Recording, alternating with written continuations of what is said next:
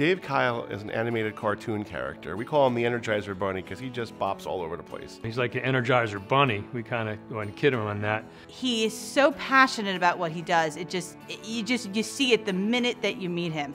Dave knows how to bring out the best of everyone, whether it's a human being, a business, or an association. If Dave Kyle is involved, it's a good thing.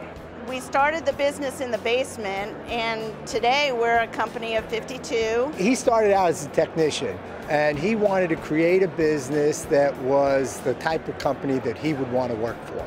So after working for other people, he said, I could do better, and I could do better for my employees and all the people I work with. And that was his goal. Dave is one of those really true contractors that came up through the trades. And he's been very, very, very successful. Despite all that white hair, Dave really is a young guy.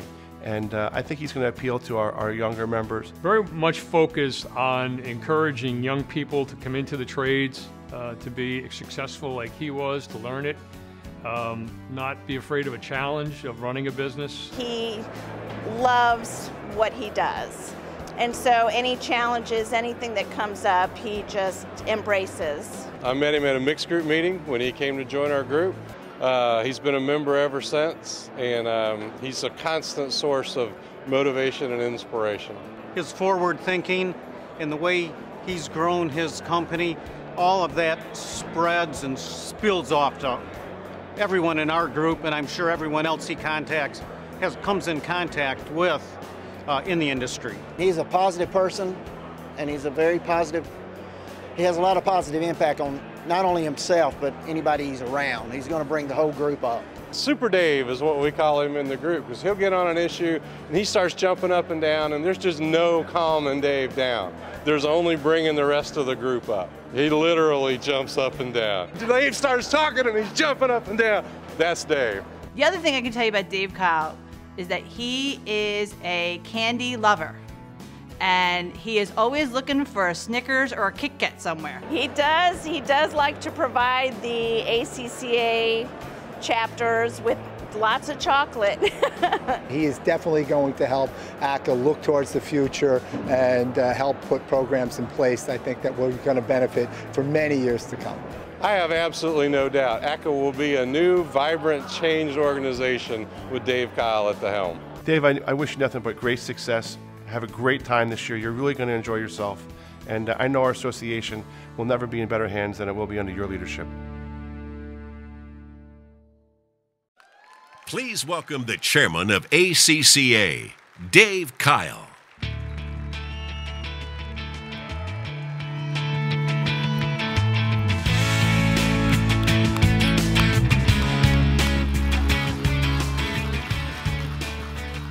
Okay, I want to start out by saying there's a little bit of a problem. The chocolate bar was open early, so I've got a real chocolate buzz. But more than anything, I appreciate the opportunity to be your chairman. This trade has done some absolutely wonderful things for me. Isn't this place great? 52 acres, under a roof, all air conditioned, and what is sort of crazy to me is they put the outside inside. So you go in a restaurant, you get an outside seat, but you're inside. Well, I'm here tonight because of some really great people who really helped me. First, my absolutely wonderful wife, Beth. Thank you, honey.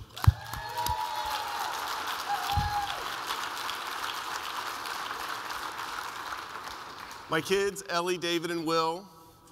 All my co-workers at Trademasters, Kathy, Scott, and Chris are here with me tonight. National ACCA and National Capital ACCA. They really helped make me a successful contractor. My mixed group is here today. Thank you guys, I really appreciate your help. All these people in this list helped me become a better person, and they really, really made a difference. I hope I can make just a little bit of a difference. Okay, well, tonight I'm going to talk to you about something I'm really passionate about. I call these things wildly important things. But first, before I go forward, I want to go way, way, way back to 2 weeks ago. 2 weeks ago, ACCA National Capital Chapter had their 50th anniversary. And Pat Lupson got me a photograph of that first meeting. It was out there. It's up here behind me. These gentlemen at the very first meeting of ACCA National Capital 50 years ago had put a bunch of challenges up on the board. Except they didn't call them challenges. To them, they were problems. This was 1964. They weren't challenges. These were problems. We call them challenges today.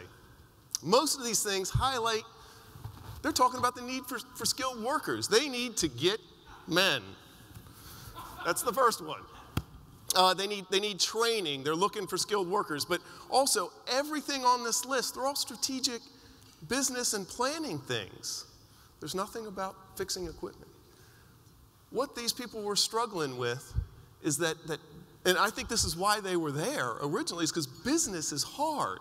Business is really hard. Okay, quick question. Who here has been with is with a firm that has been in business for more than 10 years? Say woo, woo! That makes you wildly successful, because business in America, most businesses don't make it to see their 10th anniversary. And I'm not talking about just our trade, all businesses, restaurants, doctor's office, doesn't matter, all businesses. What my point is we can't keep doing the same things the same way. They were struggling with these things in '64. We must change. Now, Larry Winget on Monday said, people hate change. I know the people in my office hate change. If I tweak the software, boy, I hear about it for a long time, and it's really, really painful, but it's always for the better. Well, one of my favorite quotes is, time does not exist except for change. Time does not exist except for change. That was Aristotle 2,500 years ago. And my point is, people didn't like change then. They struggle with it. It's hard to move forward. But I look back at 1964 and then today, and we're talking about the same things we saw in those sessions earlier. Well, here's another new point, sort of starting off for me, is I like to say, and anybody in my mixed group and probably my local ACCA has heard me say this before, is our industry, my industry, we are the number one in the number one. Well, what the heck does that mean? We are the number one in the number one. Well, a lot of people don't realize that the number one user of energy in America, the number one user is buildings. It's not transportation like everybody thinks. It's buildings. And the number one user of energy in the building is us. We're the biggest component of that. Our industry, the indoor environment industry, is the biggest user in the building. That makes us the number one in the number one. These are the systems we take care of. Now let's look at the world. Let's look at the whole world. We talked about the U.S. The number one user of energy in the world, the number one, is the United States. Number two is China. They got 1 billion more people than we have. The number 3 biggest energy user is, if you can read it from there, it's us again. American buildings is the number 3 user of energy in the world. This has a $448 billion impact on our economy every year. It only goes up. Supply and demand says that pie will only get bigger. Put it in perspective. This is 66% of what our country spends on is in our country for military spending, and it's 110% of what we spend on Medicare. Our industry, my industry, we're responsible for most of that. These numbers to me are just staggering. Our businesses, again, my business and your business, we're in charge of something really, really big. Well, you saw that little video. I didn't realize it was quite so spastic. I see opportunity. Some people call me an opportunity junkie, but I am a small business. And quite frankly, most of us here are small businesses. The foundation of the American dream is small business. We are way, way undervalued considering what we control. $448 billion industry, the number one, the third largest sector of energy use in the world. The interesting thing about this is, if something is undervalued, it's a really good time to invest, right? Would you say that? If something's undervalued, it's a great time to invest? My concern is others know this too. Others know this too. There's a threat for us in our industry, like utilities, trying to keep them on their side of the meter. Let's see, cable companies, alarm companies, even Google. They're trying to take our industry. Google bought Nest for that number's so big, $3.2 billion.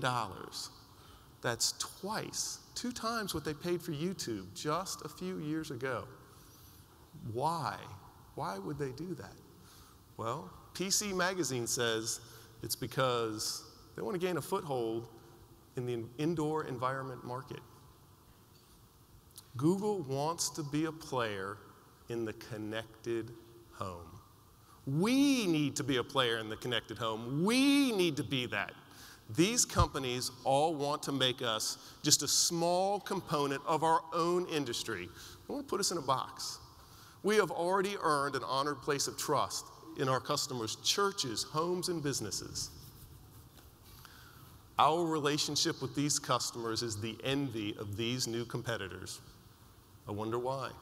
Probably because it's worth $448 billion, and they want our slice. They want your slice. I'm not getting my slice.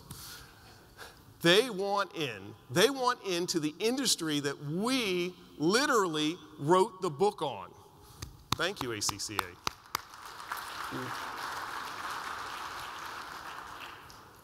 We are the indoor environment. The building exists to contain what we do. You couldn't have a 50-acre conference center under glass, outside, inside, without what we do. You couldn't occupy this building. Now, ACCA has taken a leading role in helping us develop a strong industry identity.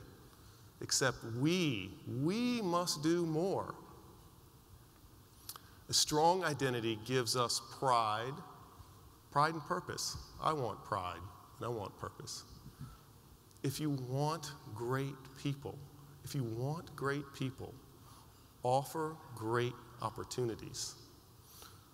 Getting great people, quite frankly, takes care of the first 5 things, or the main 5 things from 1964. And quite frankly, the stuff I heard today, walking in the halls and sitting in sessions, people are looking for great people. What do the best people want? The best people want stability and financial security. They want great companies. You have a choice, we have a choice every day. Be a component or evolve. The IE3 profession says we're high tech. It includes all things buildings. It's just not a component.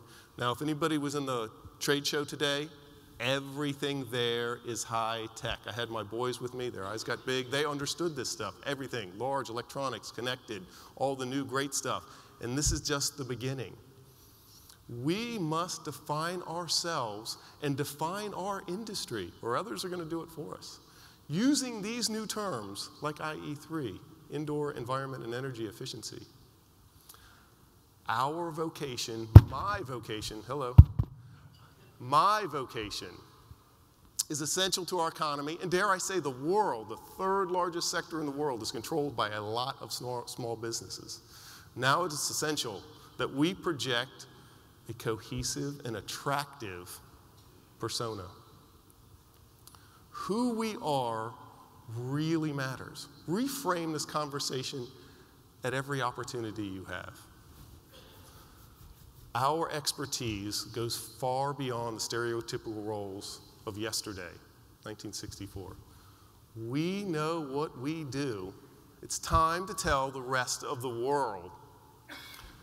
We have the best companies and some of the smartest people in this room tonight. And what a great atmosphere. I love this environment. This is really great.